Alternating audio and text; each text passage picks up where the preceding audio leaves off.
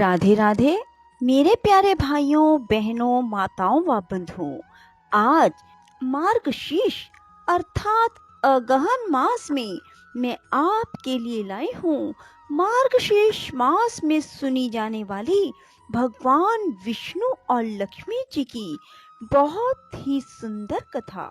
बंधुओं, इस कथा में आपको मैं बताने जा रही हूँ कि मार्गशीर्ष मास में क्या करने से किस चीज की प्राप्ति होती है।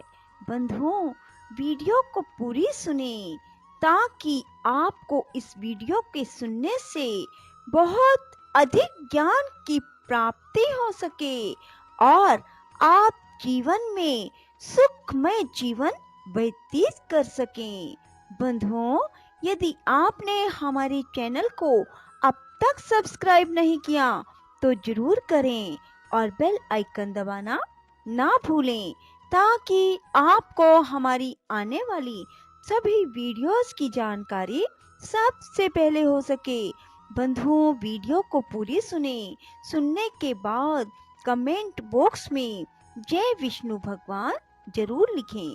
बोलो विष्णु भगवान की जय हो। बंधुओं, भगवान विष्णु कहते हैं, जो मनुष्य तुलसी की मंजरियों से मेरी पूजा करता है वह मोक्ष का भागी होता है। जो तुलसी का पौधा लगाकर उसके पत्तों से मेरी पूजा करता है वह मेरे निवास स्थान श्वेत द्वीप में आनंद का अनुभव करता है। जो तुलसी दल से प्रतिदिन मुझ लक्ष्मीपति की पूजा करता है उसके महापातक भी नष्ट हो जाते हैं। फिर उपपातकों की तो बात ही क्या है। बासी फूल और बासी जल पूजा के लिए वर्जित है, परंतु तुलसी दल और गंगा जल बासी होने पर भी वर्जित नहीं है। बिल्व पत्र, शमी पत्र, चमेली पत्र और कमल तथा कौस्तुभ मणि से भी तुलसी दल मुझे अधिक प्रिय है। जिसके पत्ते कटे ना हो, जो मंजरी के साथ हो, ऐसी तुलसी मुझे लक्ष्मी के समान प्रिय है। जैसी कृष्ण और शुक्ल दोनों पक्षों की एकादशी मुझे प्रिय है, उसी प्रकार गौर और कृष्ण दोनों प्रकार की तुलसी मुझे प्रिय है। कौस्तुभ आदि असंख्य रतन तभी तक करते हैं जब तक कि श्यामा तुलसी की श्याम मंजरी नहीं मिलती है। जो मेरी पूजा के लिए मांगने वालों को तुलसी दल देते हैं और अन्य भक्तों को भी तुलसी दल अर्पण करते हैं वे मेरे अविनाशी धाम को जाते हैं। जो काले अगुरु के बने हुए धूप से मेरे मंदिर को सुवासित करते हैं वह वैष्णव नरक समुद्र से मुक्त हो जाते हैं। गुग्गल में भैंस का घी और शक्कर आदि मिलाकर जो मुझे धूप देता है उसकी अभिलाषा को मैं पूर्ण करता हूँ। अगुरु का धूप देह और गेह दोनों को वर्जित करता है। राल का बना हुआ धूप यक्षों और राक्षसों का नाश करता है। चमेली का फूल, इलायची, गुग्गल, हर्रे, कूट, राल, गुड़, छड़छरीला और वज्रनखी नामक गंध द्रव्य इनके साथ धूप का संयोग होने से इन सब को दशांग धूप कहते हैं। यदि मेरे अत्यंत प्रिय मार्गशीर्ष मास में कोई मनुष्य दशांग धूप देता है तो मैं उसे अत्यंत दुर्लभ मनोरथ बल, पुष्टि, स्त्री, पुत्र और भक्ति देता हूँ। अनेक भक्तियों से युक्त घी से भरे हुए दीप को जलाकर जो मनुष्य मेरी आरती उतारता है वह कोटि कल्पों तक स्वर्ग लोक में निवास करता है। जो अगहन के महीने में मेरे आगे होती हुई आरती का दर्शन करता है वह अंत में परम पद को प्राप्त होता है। जो मेरे आगे भक्ति पूर्वक कपूर की आरती करता है वह मुझ अनंत में प्रवेश कर जाता है। जो मंत्रहीन और क्रियाहीन मेरा पूजन किया गया है वह मेरी आरती कर देने पर सर्वथा परिपूर्ण हो जाता है। जो मार्गशीर्ष में कपूर से दीपक जलाकर मुझे अर्पण करता है वह अश्वमेध यज्ञ का फल पाता है और अपने कुल का उद्धार कर देता है। शिव भगवान कहते हैं, इसके बाद नैवेद्य का भोग लग जाने पर कपूर वासी जल से मुझे आचमन करावें, पान दें और हाथ धोने के लिए चंदन अर्पण करें। फिर पुष्पांजलि देकर भक्ति पूर्वक कपूर से आरती करें। मुकुट और आभूषण आदि समर्पित करके छत्र चंवर भेंट करें तथा श्याम सुंदर विग्रह वाले भगवान विष्णु मेरे प्रति कृपा पूर्वक प्रसन्न मुख हैं, ऐसा ध्यान करते हुए अष्टाक्षर मंत्र का 108 बार जप करके स्तोत्रों द्वारा भगवान का स्तवन करें।